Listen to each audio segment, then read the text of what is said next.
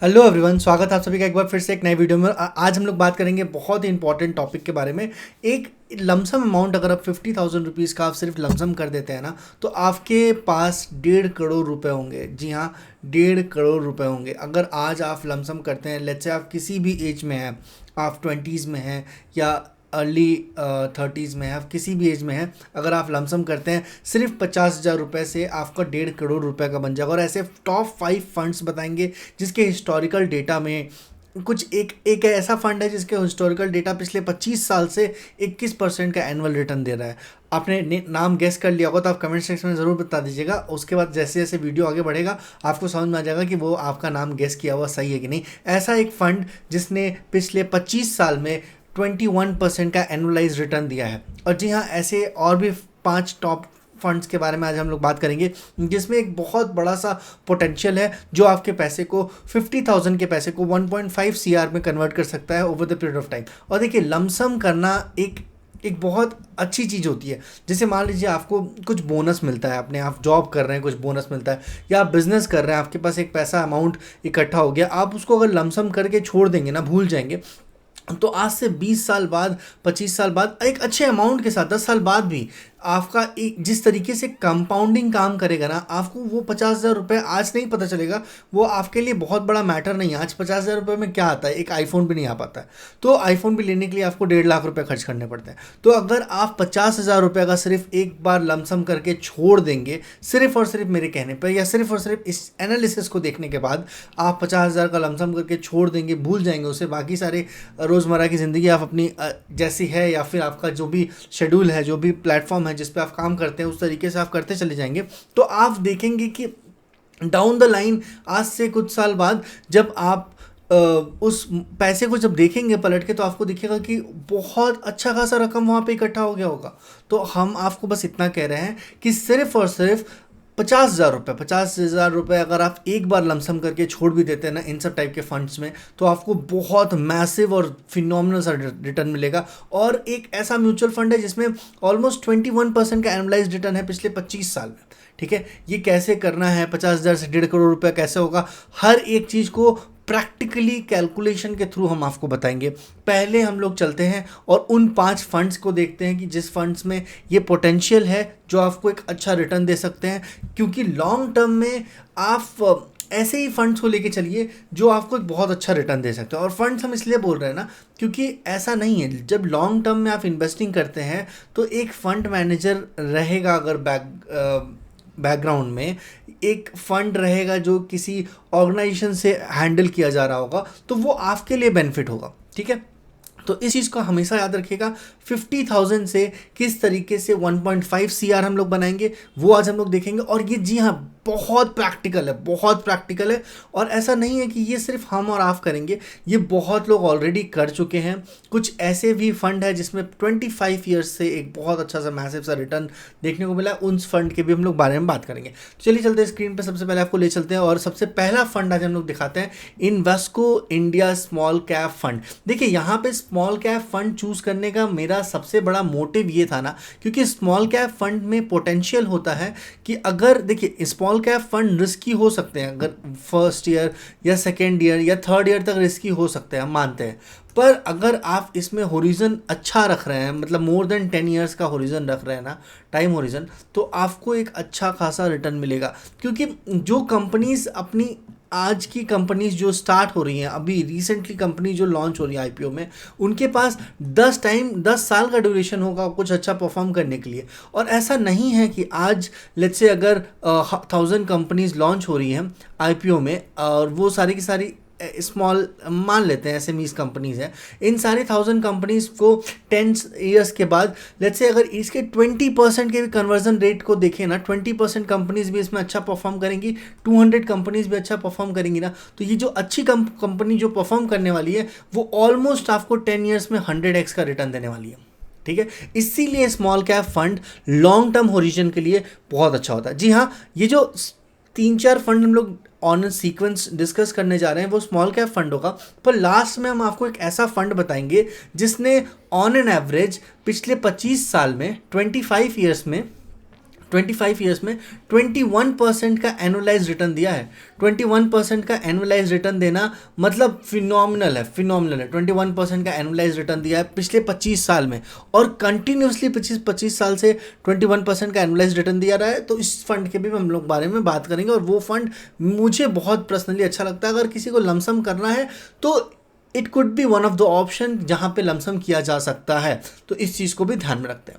चलिए सबसे पहले देखते हैं ये इन्वर्सको इंडिया स्मॉल कैप फंड के बारे में। अगर आप इसके 1 ईयर्स के रिटर्न को देखेंगे ना, तो 1 ईयर में डेफिनेटली एक बहुत मैसिव सी रैली आई है, तो 61% का रिटर्न यहाँ पे देखने को मिल रहा है।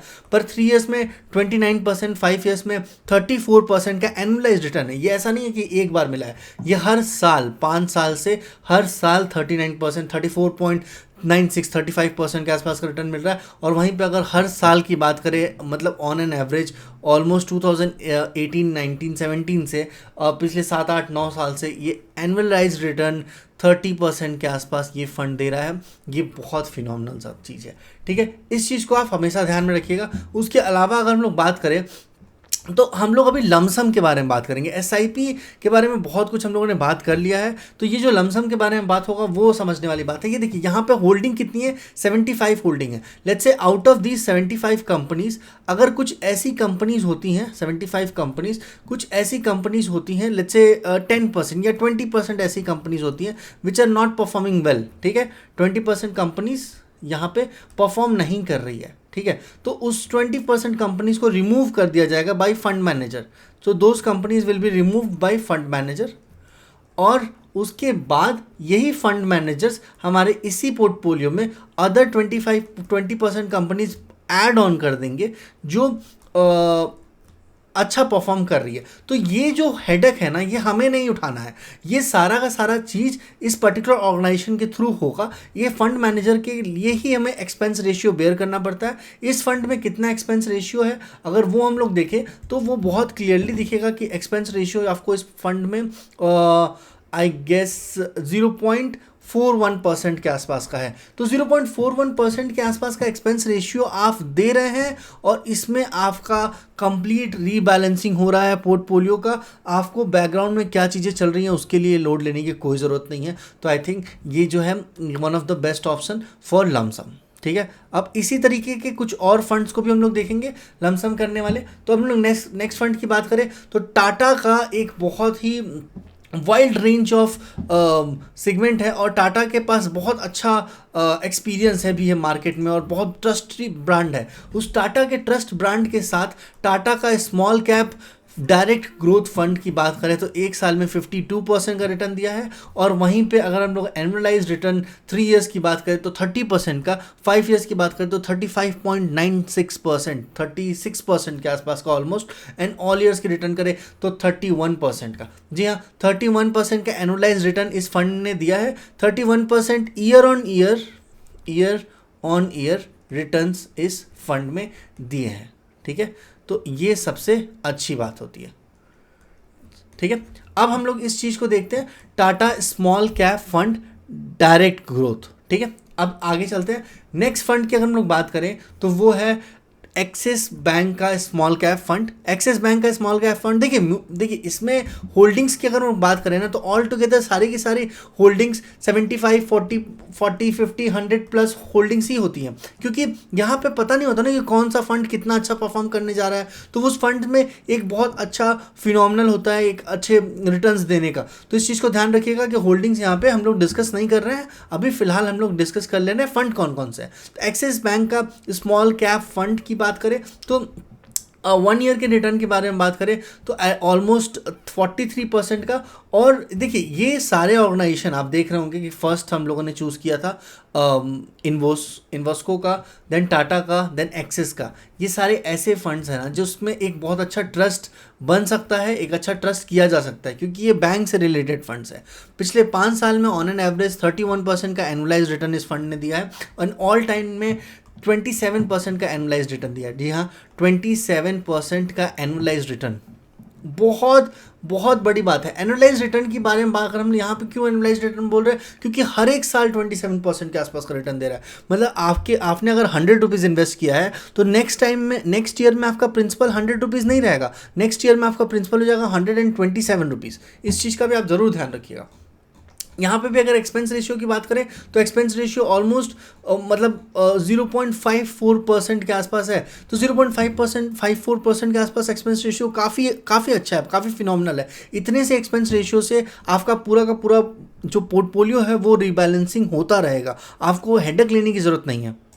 मतलब हेडेक लेने की ज़रूरत नहीं है, इसका ये मतलब है कि लेट्स से अगर आप कल को खुद के पोर्टफोलियो को बना रहे हैं और आप खुद ही मैनेज कर रहे हैं, तो कल को अगर कोई शेयर्स एक्टिवली आपको देखना पड़ेगा, कल को कोई शेयर्स अच्छा परफॉर्म नहीं कर रहा तो उसको रिमूव करके नए शेयर्स को ऐड ऑन करना पड़ेगा, जिस चीज़ के लिए एक्सपेंस रेशियो यहाँ पे लिया जाता है।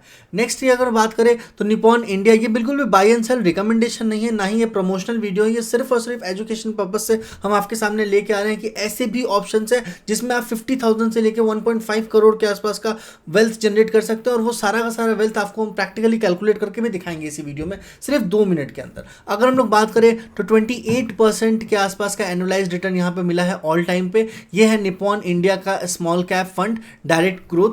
अगेन इसके भी अगर हम लोग एक्सपेंस रेशियो की बात करें तो एक्सपेंस रेशियो यहाँ पे भी बहुत ज़्यादा खास बहुत बड़ा नहीं है, 0.65 है। देखिए एक बात याद रखिएगा, 2 तरीके के फंड होते हैं, एक होता है डायरेक्ट फंड और एक होता है रेगुलर फंड। ठीक है, रेगुलर फंड एक होता है डायरेक्ट फंड और दूसरा होता है रेगुलर फंड।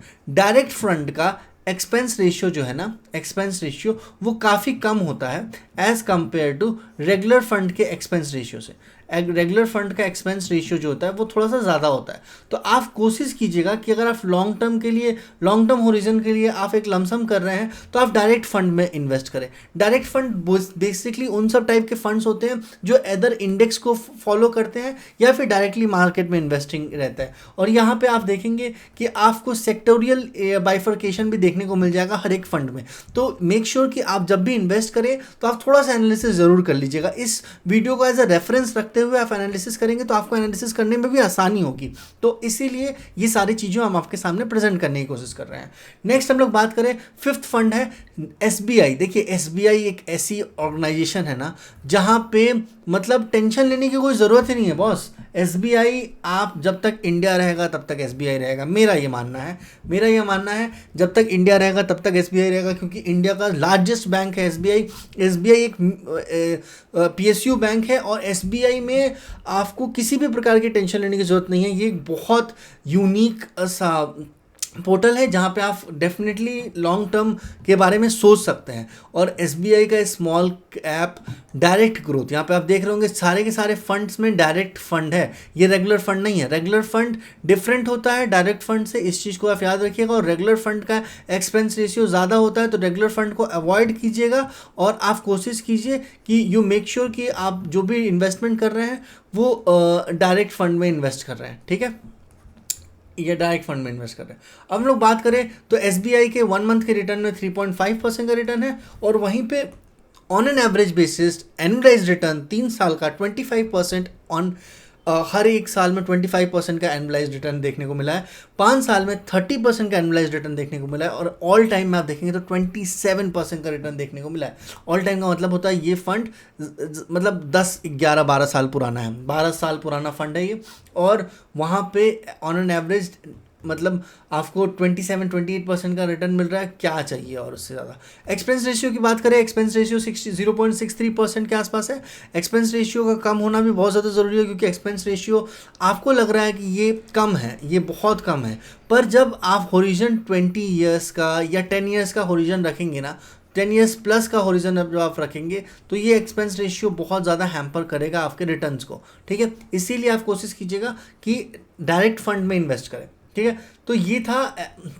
यहाँ पे अगर आप होल्डिंग की बात करें तो सिर्फ 56 शेयर्स हैं, ये स्मॉल कैप कंपनीज है, 56 शेयर्स हैं।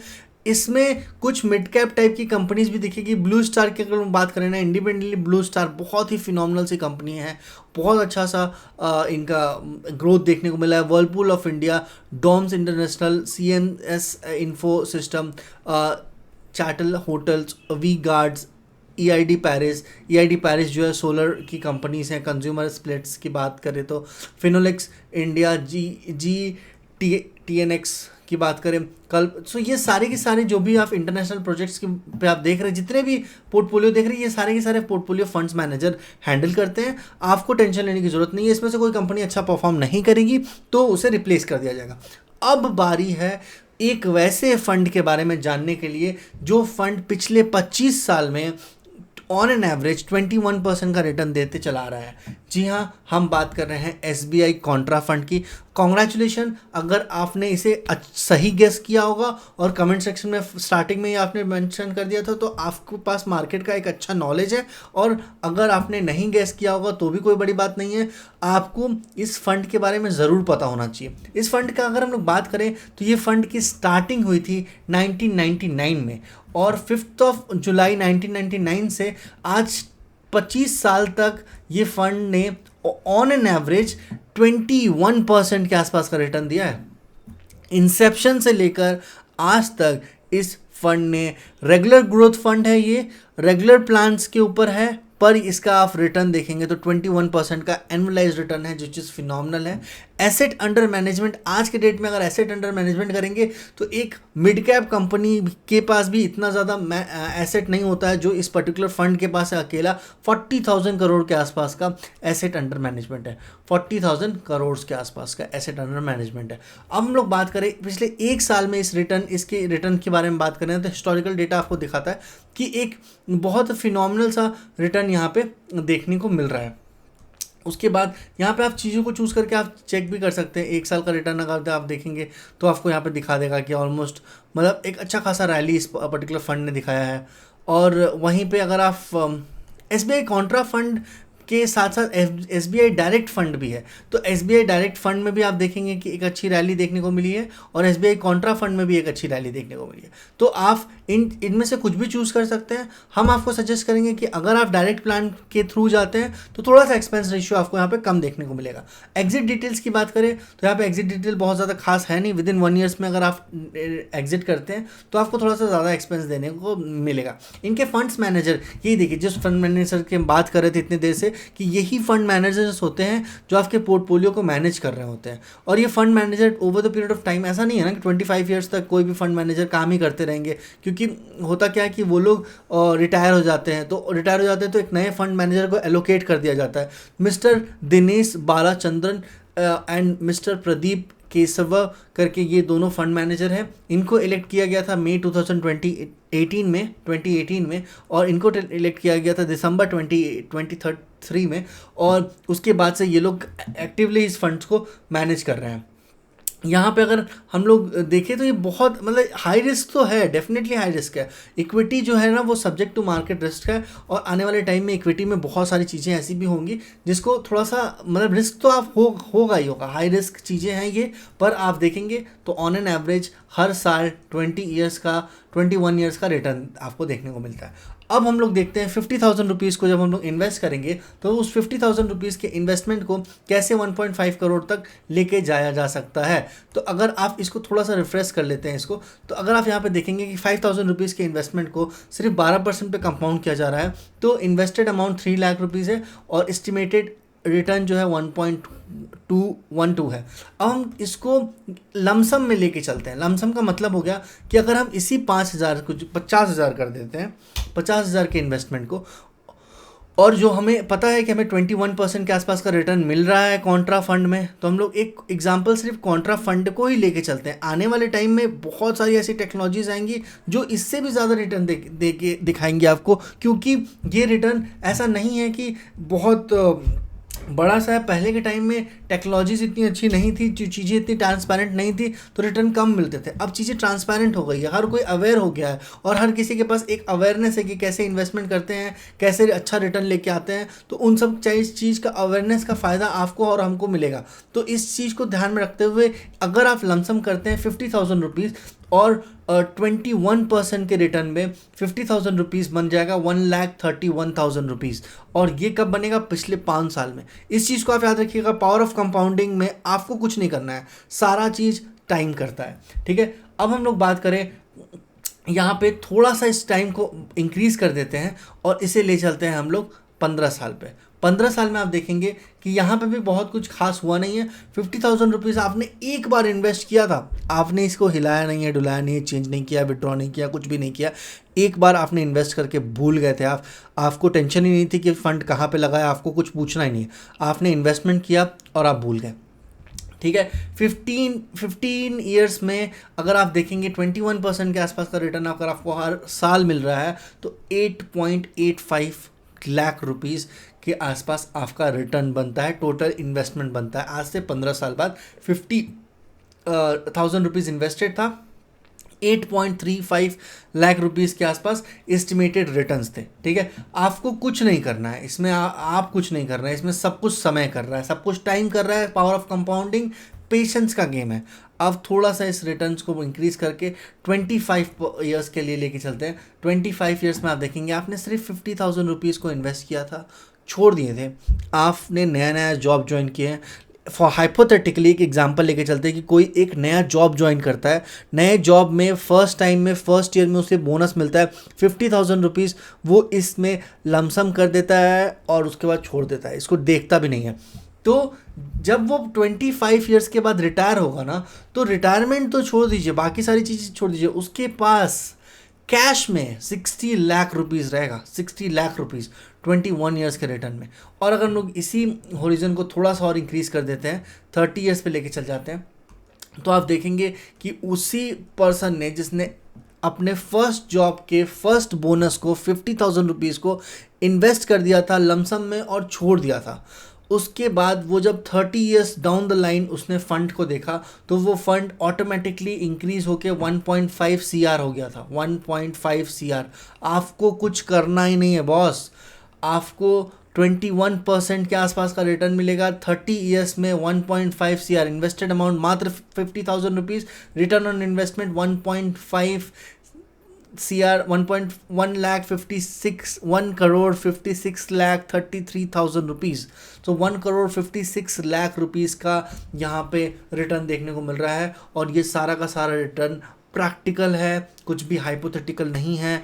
डाउन द लाइन 30 साल के बाद बहुत सारी चीज़ें आने वाली हैं, आप एक बार इन्वेस्ट कर देंगे और आप छोड़ देंगे, आपको कुछ भी नहीं करना है, आपका पैसा वहीं पे कंपाउंड होता चला जाएगा। एक बहुत बड़ा सा मैसिव सा रिटर्न आप बनाएंगे, मैसिव सा वेल्थ आप बनाएंगे, इस चीज़ को आप याद रखिएगा। बाकी ये एक ऐसा लमसम अमाउंट है ना, पावर ऑफ कंपाउंडिंग इतनी ब्यूटीफुल सी चीज़ है कि आपको ज़रूर पढ़ना चाहिए, आपको इसके बारे में ज़रूर चेक करना चाहिए। आप जितना ज़्यादा इसको एक्सप्लोर करेंगे, जितना ज़्यादा आप इसके बारे में समझेंगे, उतना ज़्यादा आपको मज़ा आएगा। मेरे लिए कोई सजेशन होगा तो आप कमेंट सेक्शन में ज़रूर बताइएगा, हर एक कमेंट का रिस्पॉन्स हम देंगे। और bye bye, take care, thank you so much guys, do subscribe this channel and like this video if you like it. और या ऐसे जो ये सारे के सारे चीज़ें ऐसा नहीं है हाइपोथेटिकल है, ये सब फंड्स आपको बताए हैं, 5 ऐसे फंड्स बताए हैं जिसमें वो पोटेंशियल है, और एक फंड का एग्जांपल दिया गया है जिसने पिछले 25 ईयर्स से 21% एनुअलाइज रिटर्न दे रहा है, SBI Contra fund direct growth. और वहाँ पे आप देख सकते हैं कि उस टाइप के फंड्स में आप 50,000 रुपीज़ को सिर्फ इन्वेस्ट करके छोड़ देंगे तो डाउन द लाइन आज से कुछ समय बाद, बहुत सारे समय बाद, आपको कुछ नहीं करना होगा, सिर्फ आप पेशेंस रखेंगे, आप भूल जाएंगे कि आपने इन्वेस्टमेंट किया था, उसको हार्ड कॉपी में कन्वर्ट करवा के या फिर आप कुछ भी करवा के अपने विल में भी जोड़ देंगे तो 1.5 करोड़ के आसपास का वेल्थ वहाँ पे रहेगा। Bye bye, take care, thank you so much, signing off, do subscribe this channel and like this video.